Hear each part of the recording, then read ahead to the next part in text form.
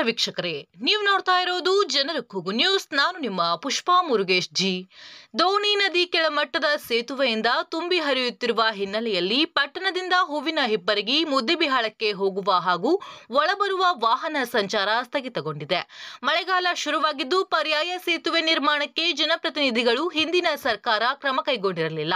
ಇದರಿಂದ ಜನರು ಈ ಸಲವೂ ಮಳೆಗಾಲದಲ್ಲಿ ಪರದಾಟ ಅನುಭವಿಸುವ ಪರಿಸ್ಥಿತಿ ನಿರ್ಮಾಣಗೊಂಡಿದೆ. ಮುಂಗಾರು ಹಂಗಾಮಿನಲ್ಲಿ ಮಳೆ ಶುರುವಾಗಿದ್ದು ಇದೀಗ ದೋಣಿ ಮಳೆ ತುಂಬಿ ಹರಿಯುತ್ತಿದೆ. ತಾಳಿಕೋಟಿ ಪಟ್ಟಣಕ್ಕೆ ಬರಲು ಮತ್ತೊಂದು ಪರ್ಯಾಯ ಮಾರ್ಗ ಇಲ್ಲದಂತಾಗಿದೆ.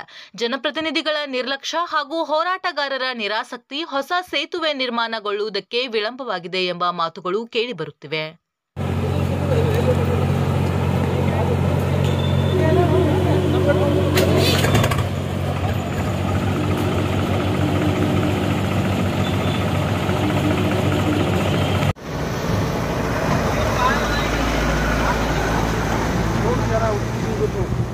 गाड़ियाँ बहुत तेज बंदे को कारा तो नहीं जा सकते, बड़े गाड़ियाँ आवता जा रही।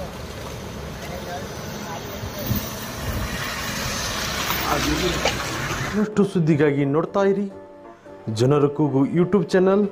ಇದು ನಿಮ್ಮದೇ ಧ್ವನಿ. ಸಬ್ಸ್ಕ್ರೈಬ್ ಮಾಡಲು ಮರೆಯಬೇಡಿ.